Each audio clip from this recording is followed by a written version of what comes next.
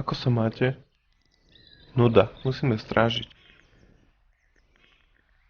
Vyšetrujem prípad ducha, ktorý žil na hrade. Musím sa dostať dovnútra. Dovnútra ťa nemôžeme pustiť. Jedine by si sa postaral o hradnú fontánu. Prinies rybičky do fontány a pustíme ťa dovnútra. Aby si sa postaral o fontánu. A nie, že nás oklameš.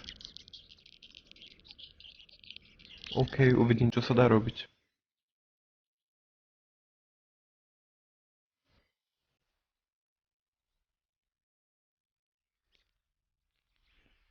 Zdravím, to som zase ja. Jasné, jak ide život. Ale dá sa. Potrebujem rybičky do hradnej fontány. Vedel by si mi pomôcť? Jasné, hneď ich nachytám. Nech sa páči, máš ich kam dať? Daj mi ich zatiaľ do kybla. OK. Dík, máš tu u mňa.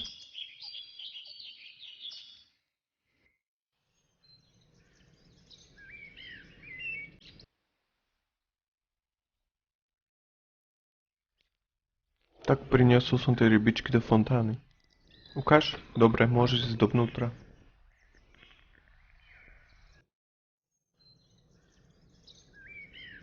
Tak, dal som rybičky do fontány.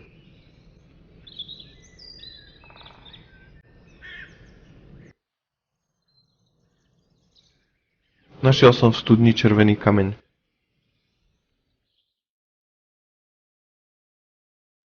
Ako sa máte? Ja? Dobre, a čo ty? Ty si ten, čo mal priniesť rybičky do fontány? Áno, už sú tam. Dobre, spravil by si ešte niečo pre mňa? Čo také? Som veľmi hladný. Chod za kuchárom, tu vedľa do jedálne. A povedz mu, nech mi niečo uvarí. OK, skúsim.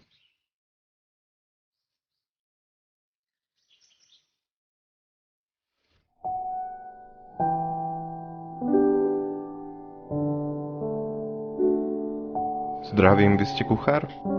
Áno, som. Všetko, čo je okolo jedla, mám na starosti ja.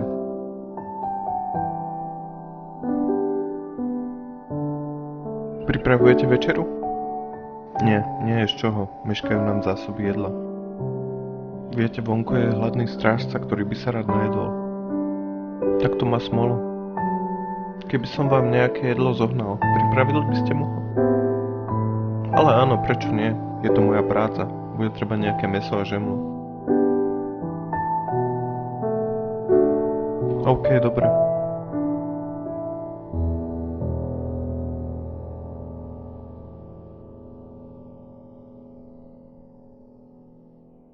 Dal som kuchárovi žemlu, ešte chýba špekačka.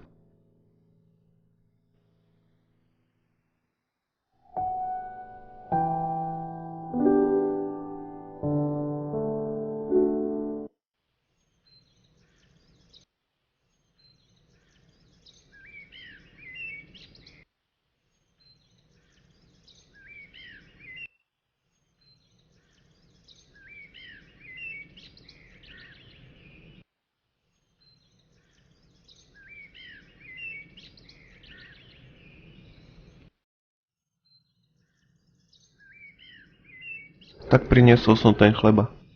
Ukáž? Ďakujem. Tu máš pekačku, ako som slúbil. Ďakujem.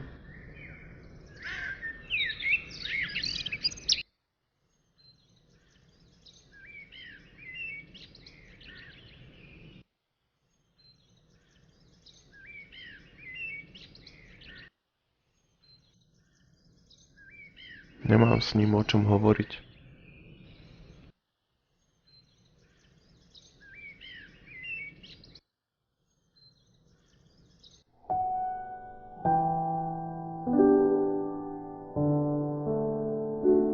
Tak dal som vám špekačku a žemlu. Stačí to?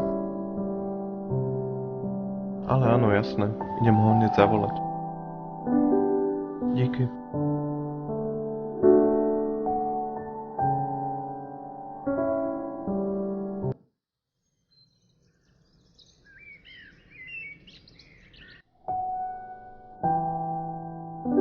Našiel som v šuflíku modrý kameň.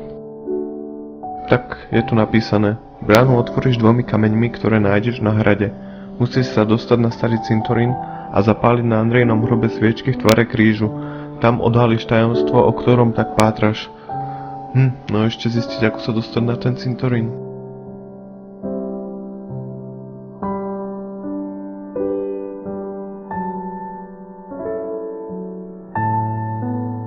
Tak mám všetko, čo som potreboval.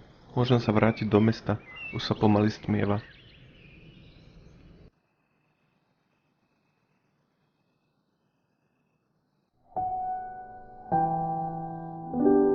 Zdravím, ako ide život? Ale dobre, jediná škoda, že im došlo pivo, tak som teraz len na sucho. Tak to nie je dobre.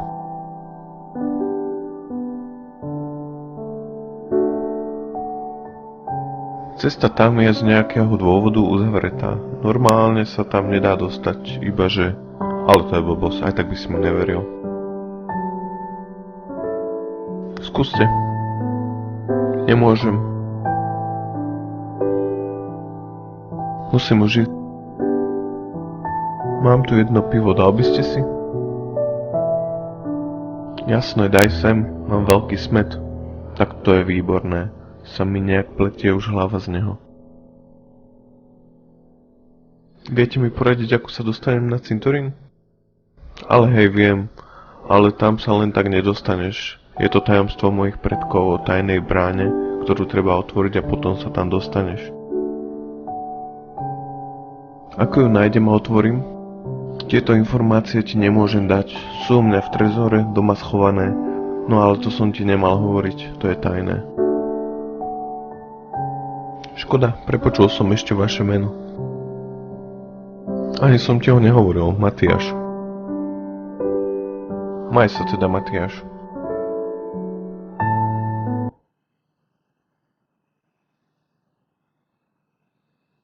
Toto nie je dom Matiáša. Toto nie je dom Matiáša. Áno, toto je dom Matiáša. Len ako sa dostať dovnútra. Otvoril som okno a dostal sa dovnútra. Plochý televízor.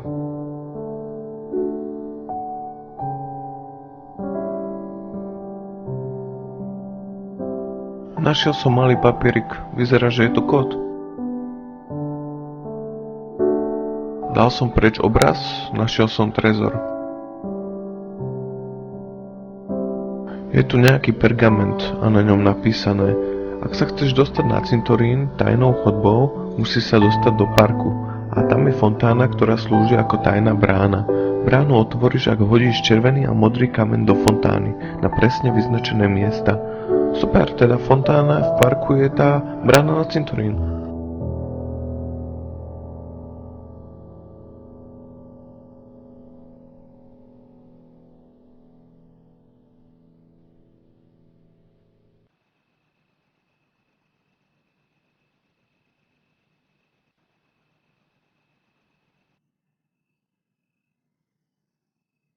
Vložil som červený kameň na určené miesto.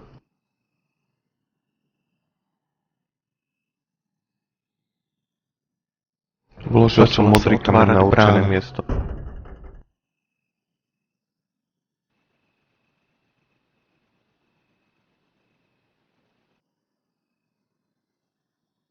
Je tam tma, potrebujem svetlo.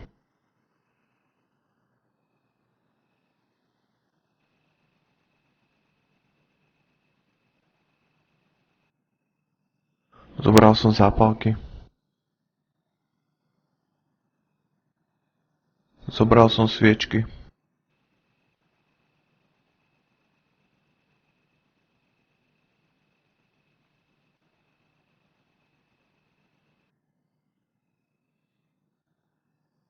Toto nie je hrob, Andrej.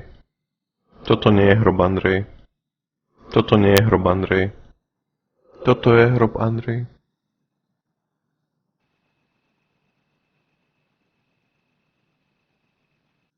Po zapálení sviečok sa začal vynárať duch Andrej. Začala ma prenasledovať, tak som utekal.